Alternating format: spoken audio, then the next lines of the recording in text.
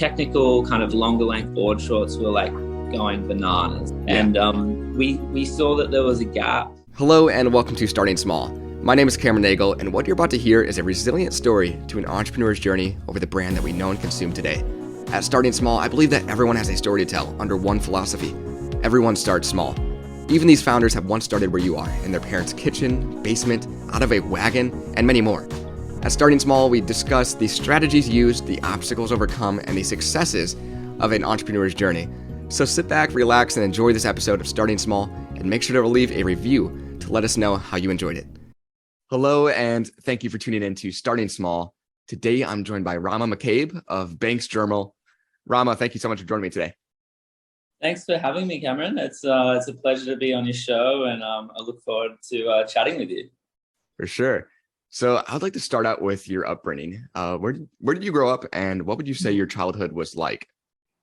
Well, I actually grew up a pretty alternative childhood. I was born in a bit of a hippie commune in like far north Queensland in a place called Cedar Bay. And my dad went up there when he was pretty young and spent about 20 years in the wilderness, basically. It's like a hike in, and there's no running water except like a creek that ran through it to the beach, and like no electricity, no roads. And I was born up there, and there was like everyone was kind of pretty lackluster in the clothing department, and it was pretty hippie. And then my parents kind of split up, and then both my dad and my mom and myself moved down to Byron Bay, which is on the east coast of Australia. Mm-hmm. And I spent, I guess, from 4 years old till I was about 18, living in Byron, and just going to high school and primary school there, and surfing a lot. And my childhood was amazing. Like Byron Bay, I'm not sure if you've ever been, but it's No. It's a picturesque place in the world, and it's like beautiful white sand beaches, some really great right-hand point breaks if you want to be surfing, which I did growing up. And it was just amazing. And it's a very touristy place in Australia, so there was always an influx of a lot of different cultures and like personalities, and just such a diverse group of people that it was such an inspiring place to grow up. And wow.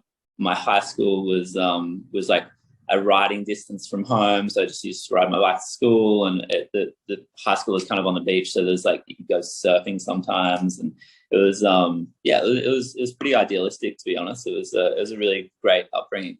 That sounds amazing.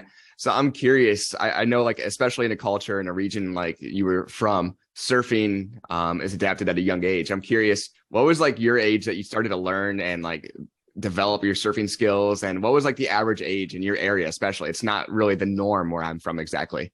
Whereabouts are you from? Are you from the East Coast, New York? So I'm actually from Indiana, but Okay. Los Angeles. I moved to Los Angeles last month. So I mean, I'm seeing a lot more surfers out here. So I'm just curious to hear like what age you started surfing. Oh yeah. Well, so my older brother was a really talented surfer, and then he's actually the head judge of the WSL now.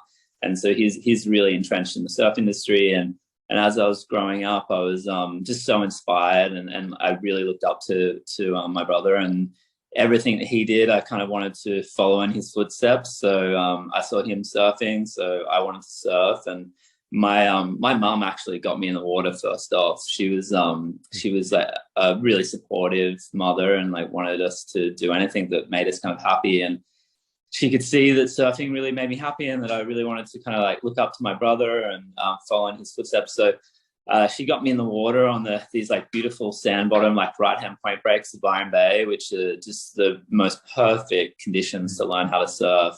And I think I was about 9 or 10 when I first got in the water and actually started surfing. And it was an amazing experience, like having an outlet like the ocean at your kind of front door is an amazing way to grow up. It keeps you really interested, and it's a really challenging sport, or lifestyle. So you're always kind of striving to be better, and you've got like so many, especially in Byron Bay, I had so many great surfers around me that I was just always trying to get better and learn and be inspired by the people around me, and obviously my older brother as well. So it was it was about 9 or 10, and then I've kept at it ever since, really. Definitely. So as you began to age, then did you end up going to college or university? And then if so, what did you study? I went down and studied design down in Melbourne.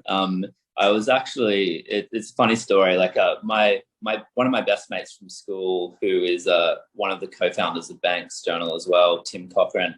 We traveled around the world together after school. He's a couple of years older than me, so he had a few years out of school before we went traveling. And then I finished school, and Byron Bay is a really small town, so we were pretty eager to get out and explore the world. And so we traveled around the world together, went to a bunch of great countries and had some pretty funny experiences along the way. And then we got back to Australia, and Tim obviously was a little bit older than me. He went down to Melbourne and studied and got a job working for Rip Curl as a designer. And then I kind of just followed in his footsteps, to be honest. I went down and studied design, and then got a job at Rip Curl. So it was... I guess I was pretty inspired by what he was doing, and then so I just kind of I guess I in a way copied what he was doing. Yeah. So following your time at school and prior to Banks Journal, I saw you have an amazing resume. Like you mentioned, Rip Curl's a very historic company. O'Neill, just surf specific brands. I mean, I'm interested, what got you fascinated with going into that industry specifically following school? And how did these opportunities arise to you? Yeah, like I think to be honest, like surfing has given me my whole career. Like I grew up really wanting to surf and be in the surf industry. I didn't know what part of the industry at the start that I really wanted to kind of dive into, but surfing definitely opened up doors. Like I think at the time Tim was working at Rip Curl, and the surf industry at that time was like really full of, like, I guess kind of lifelong surfers. Mm-hmm. And that opened up the door for me to get a job at Rip Curl. And it was just it's a really comfortable place to be. Like if you growing up by the ocean, growing up around all these like heritage brands, you were so inspired by them. Like when I was a kid, like I thought Rip Curl, Billabong and Quicksilver were like the biggest, best brands in the world, and mm-hmm. and I was really inspired by what they did when I was a kid. And this was a long time ago. I'm pretty old now, but it was that they were really amazing brands, and they sponsored all the best surfers in the world, which myself and like all my kind of the people that I was growing up around really were inspired to be like. So working at Rip Curl was kind of a stepping off point. And then I was only there for about a year, and then I was given a really an amazing opportunity to go and work for Globe. At the time, they kind of only really did footwear, and they were really wanting to get into the clothing space. And one of my good friends, Reese Lawrence, and I both worked at Rip Curl, and Globe hired Reese, and then Reese went over, and then he needed some help over there, like developing the clothing, and then he kind of connected me with them, and then I came over as well. And it was such a wild experience. Like we both had no experience of what we were doing. Like we were such I guess starry-eyed kind of young like designers, and really had no idea what we were trying to do or how to do it. And Globe gave both of us an amazing experience to travel the world and like see a lot of factories throughout like India and China, and also do a lot of research trips throughout the world to like major cities. And it was I guess it was trial by fire almost. And we were given like a really long leash that we could either succeed or fail really badly. And we luckily did okay. I think we both had a good design sensibility at the time. Yeah. And we kind of dived into it head first, made a bunch of mistakes, but we also did a couple things okay. and we really enjoyed our time there. And we were just so fortunate. Like we were really we were separated from the main office up in Melbourne, and we had like a little satellite office down in Torquay. And because we were separated from the bigger kind of globe starship that it was up in Melbourne, we were able to have a lot kind of closer and more real connections with the founders, Peter and Stephen Hill. And because of that, we got a lot of opportunities that probably a lot more talented and worthy people were receiving at the time within the business. So we were just really lucky. I think a lot of it had just to do with like the right time and the right place. And I think we took advantage of that in a way, in a positive manner. Like we were like, okay, like we're both really underqualified. We really don't know what we're doing, but we're given this amazing opportunity. Let's like try and learn as quick as we can and like really absorb everything that we can. And if any of your listeners know Peter and Stephen Hill, they're both very talented entrepreneurs and have had an amazing career within the surf skate kind of lifestyle markets. So we acknowledged that and absorbed everything we could. And then I think after about 2 years or a year and a half, 2 years at Globe, an opportunity to move back to the Gold, like up to like closer to Byron Bay, near my hometown.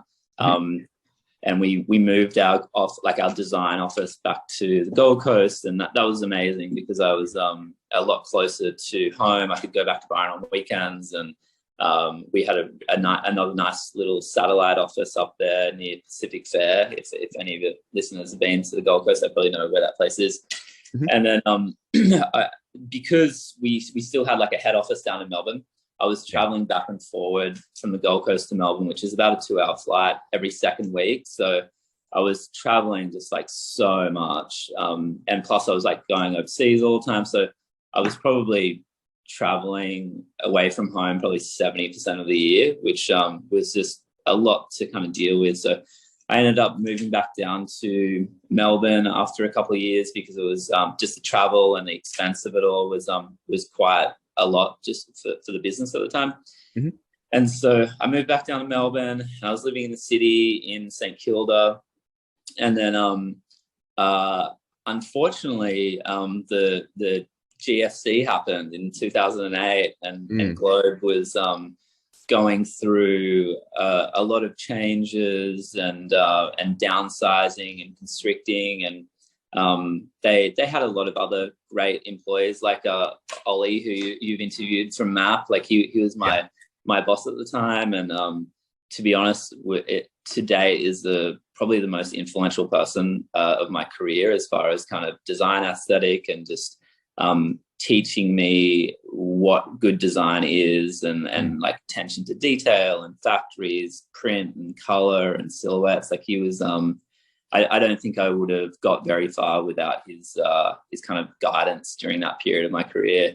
But during the GFC, things kind of downsized within Globe, and my position there became not as needed as it previously was, and so I ended up leaving and then moving to Sydney, which was like an amazing change for me because it was like I was living in Bondi, I was by the coast, I could surf again because I was living in the city in Melbourne, so it was a little bit far removed from the coast.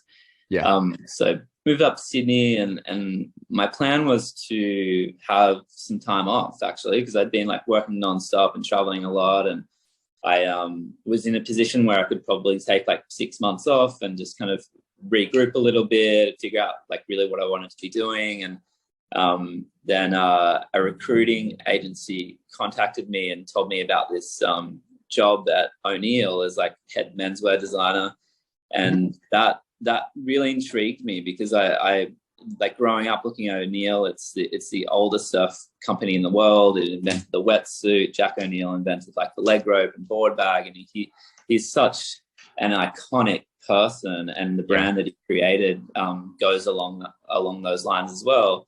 And I felt like within the Australian market, they there was so much they could do that they weren't utilizing. So I thought it was a really interesting kind of job opportunity, and I really liked the people that were involved with the brand. So I made a decision to go over and work with them, and that their office was on the other side of the city, which I was like commuting over like an hour and a half each way every day. But it was an amazing brand. Like I think if you look at O'Neill at the time, and this was I guess 2009, it was a super technical, amazing brand. They did incredible wetsuits, really great like technical surf shorts. But as far as more, I guess, contemporary, not fashion, but like just contemporary style product, I think that they weren't really on the Australian market at the time. So I thought there was a really good opportunity to kind of like dive into their heritage and like look back at the 60s and 70s and 80s and like really rehash some of the great old photography they did, and like really cool old logos, and some of that like heritage stuff had a really good impact on their business. And again, like I got a lot of opportunity to do what I thought was good for the business in there. And again, like some of those things didn't work, but some of them worked really well. And I got to work with the US team a lot and travel to the US a bunch. And the clothing rights in the US is owned by the La Jolla Group, based in Irvine. And I was really lucky to come over and work with that team a lot on the menswear, and that was really rewarding because they had a lot of really great, talented designers themselves. And again, like I learned a lot, and I learned how to be a lot more commercial. I think my design aesthetic sometimes isn't the most commercially viable product, and I think the US market really requires commerciality, and I really enjoyed the process of working with some like really talented designers that knew how to develop product that was going to sell. So I learned a lot there. And then I actually had a good friend that I met when I was living in Bondi, who we used to like hang out a lot and have a bunch of fun together. And he had a small brand called the Critical Slide Society, or TCSS, which is a pretty kind of, I guess, fashion forward, like coastal surf brand coming out of Australia. And I really loved the stuff that they did. And at the time it was just Sam Coombs, who was the founder, along with Jim and Susie, who are they're the three co-founders of TCSS. And they were like growing and looking for someone to come on as like the creative director / designer. And Sam and I had been literally talking and like negotiating for about 12 months. And it was a really long courting period. And I can remember I was away on a really long research factory trip. I'd been like to New York, Tokyo, London, and then I'd been to Hong Kong, and then I just got to India, and I was in my like a hotel room there, just so tired and exhausted. And I got this kind of pretty frustrated email from Sam going, "Hey, like we've been doing this negotiating for like a year now. We've got to like if you want to do it, let's do it. If you don't, like let us know and we can like go try and get someone else." Yeah. And I was sitting in this room and I was like, gosh, like, am I really happy doing what I'm doing? Like, I've had a great time and I've learned a lot and I've got to travel a lot. But there's more I want to do. And I at the time I wanted to align closer to the product that I was designing. Yeah. And I was like, you know what? Yeah, let's do it. And then I spent another week in India doing factory visits. And then I flew home and put in my resignation at O'Neill. And then about 2 days later, I started at TCSS. And wow, I stayed there for another like 4 years. And that was an amazing time. Like totally. Watching that business grow and turn into what it did, and it's still growing, and it's still an amazing brand, was really inspiring. Like it was the most creative that I have ever been within my career, and I got to design a lot of great product and work on a lot of like really fun photo shoots and work with like incredibly talented people, and I loved my time there. And then during that, we were doing these like bespoke made to order board shorts, and they were getting made out of barley, which, if you've ever done production in barley, is so much work, especially if you're doing like custom made stuff. So we were giving customers probably like 6 or 7 different print options, a bunch of different like solid dye fabric options, different badge options, different stitch options. It was crazy.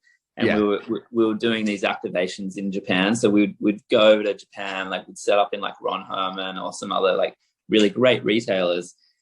And basically I'd like sit behind a desk and design board shorts with like customers. So it was like this really bespoke experience that like the customer would come in, and we'd have a translator translating like this customer speaking Japanese to me, and then someone from our office over there would translate to me, and then I'd like design this board short for him in front of him, and then like shake hands. It was a pretty surreal kind of situation. And then after like a 2-week tour of Japan through all these retailers, I'd fly to Bali and then go over all these designs with our factory, which was it was crazy. Like it was so much work. I'd have like piles, different threads and fabrics, and I'd be going to like print houses, and it'd be in the middle of like monsoon season. So I'd be like riding a little scooter and like pouring down rain, getting all this fabric wet and dirty. And it was pretty crazy period. And anyway, so I was spending a lot of time in Bali, and flying back and forward from Australia and Japan, and like the US a bunch as well. And I got to a point where I was just like, hey, like this travel is just too much again. So I ended up moving to Bali for a few years.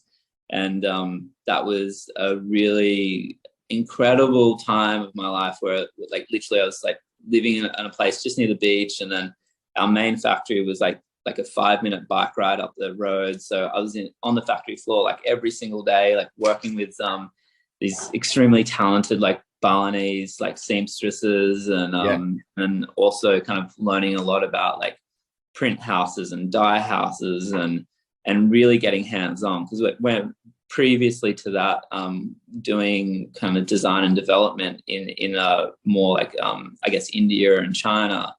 You don't get as hands-on. Like you can walk the factory floor, but you're not really diving into the process and like stitching stuff with the seamstresses if they're not quite getting it the way you want. And it was a really amazing experience, because you build these like incredible bonds with these with the people that are working with you, and there wasn't many other people that were so constantly there and like working on product with them. So we built a really good understanding and relationship with these factories, which was just a terrific time of my career. And then after a couple of years, the business back in Australia was like growing, and like there was getting more staff, and there was a time that Sam, Jim, and Susan and I got to a point where we're like, look, like Rama, you need to be back here in Sydney. Like you need to be more a part of the bigger business. And because we were getting employees that had like basically never met me, because I was like always away and like on the road. And they're like, you need to come back. You need to kind of take a bigger role within the business. And I thought that was a great idea. And like I enjoyed my time in Bali, but also it gives you a little bit of a unrealistic viewpoint on the world and where you sit within that world. So I was really happy to kind of leave and kind of move on to the next step. And I was back in Sydney working out of the office, and it was it's such a rewarding feeling going from like literally Sam and I sitting in a little room together, like a 10 by 10 room, kind of like working back to back, and then leaving for a couple of years and coming back, and then they've got this big office, and it's like a bunch of employees. It was really nice. Totally. to see their business succeed and be a part of that. And then during that period, because I was spending a lot of time in Japan, I'd got a really close relationship with the Critical Slide distributor within Japan. His name's Masahiro Shibahara.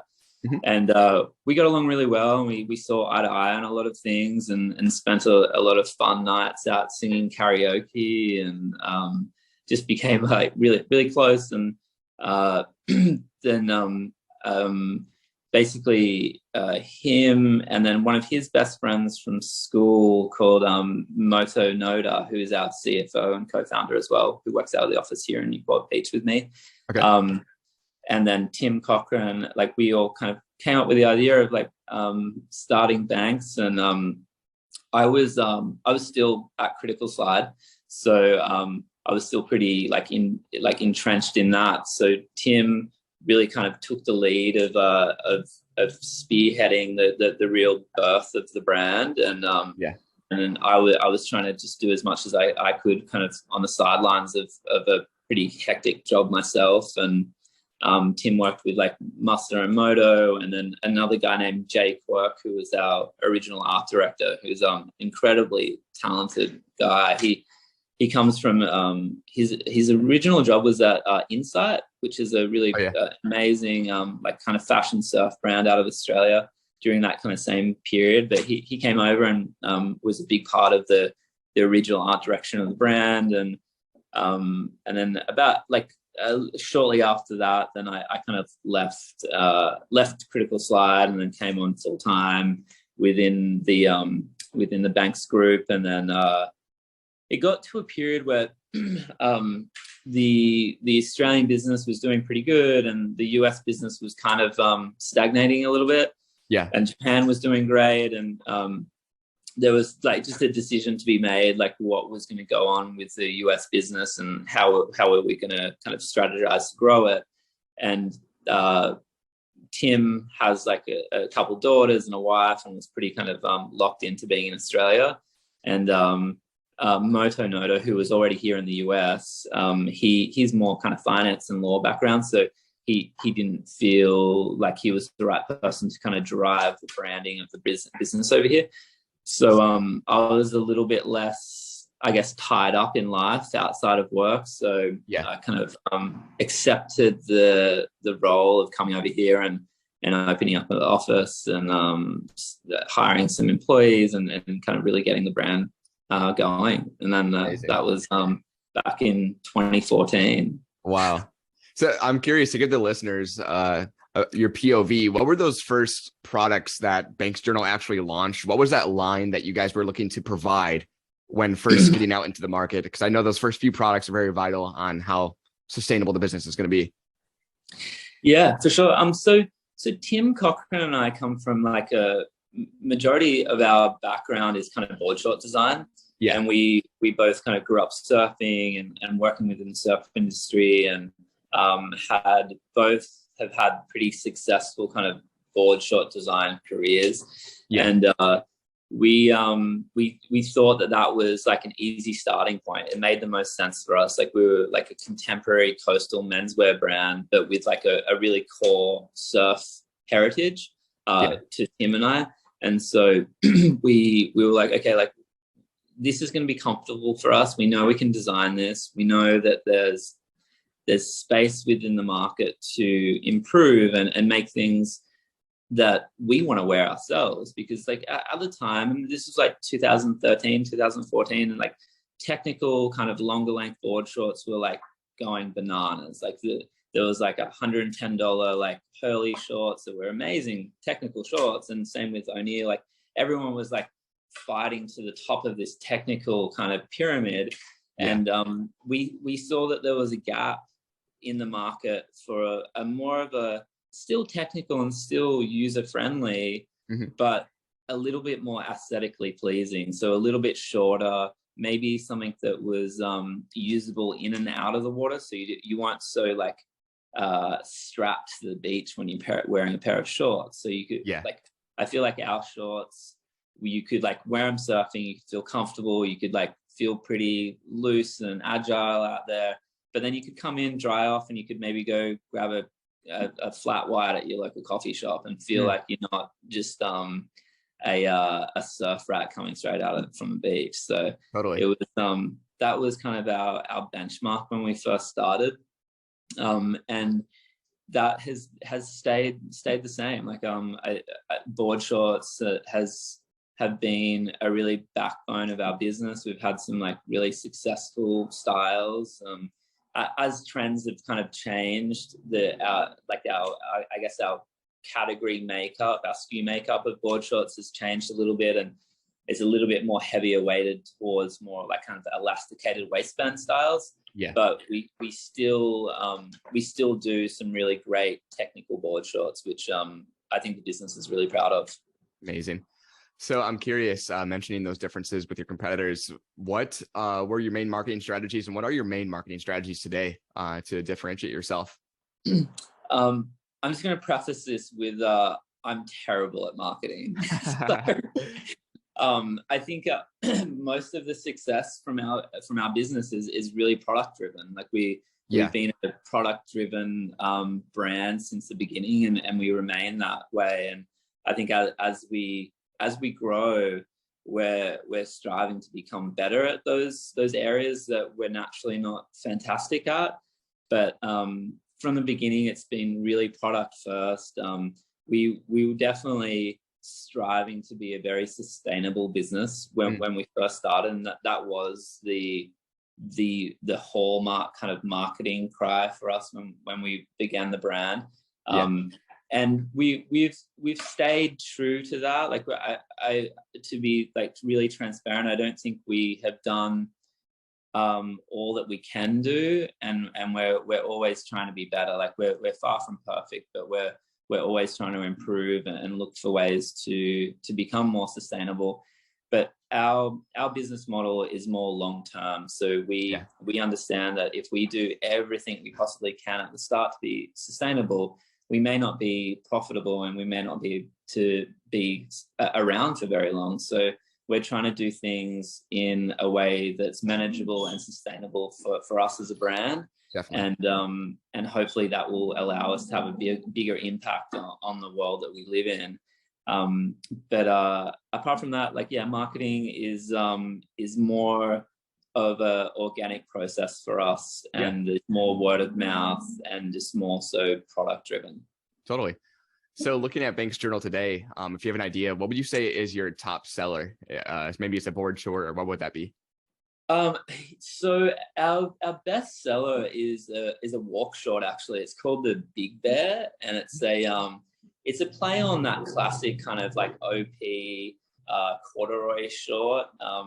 And ours, the point of difference for ours is it's got it's a halfback elastic, so the front is fixed, and then the back is is elasticated, and then it also has like a little bit of elastane in the cord. So it's an incredibly comfortable walk short, and that pretty much keeps our lights on, to be honest. Like it does really, really well. It's like our top bestsellers every single day online, and then at the end of like our wholesale indent seasons, it's always up at the top. So that guy is our kind of hallmark product. Amazing. So I like to conclude each episode with this. If you could share one piece of advice with an aspiring entrepreneur, maybe something you've learned or regret along the way, what would that be? Gosh, I think the most important thing is to surround yourself with people that are much better than yourself at the areas that you lack in, and don't be scared of having amazing people around you. I think that will allow you to grow and become a better designer, a better business owner, a better manager. I think it's really humbling when you've got amazingly talented people around you, and also be open to new ideas, and be transparent with the people around you, and that's I guess that's kind of my view on being in the position I am. Definitely. Well, Rama, thank you so much for joining me today. And to the listeners out there, make sure to check out Banks Journal at banksjournal.com. Cool. Thanks so much. I really enjoyed the time.